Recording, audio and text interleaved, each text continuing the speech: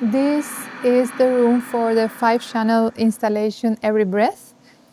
And it's also something I've been working for many years with breathing, synchronized in the videos with certain elements.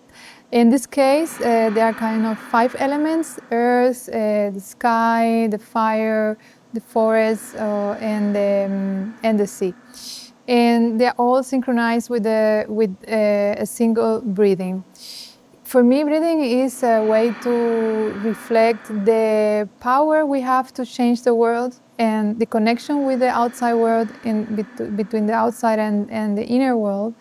And for me, there's also an optimistic gesture, because if we can change something with our single breathing, I think it's an amazing statement to keep on for life.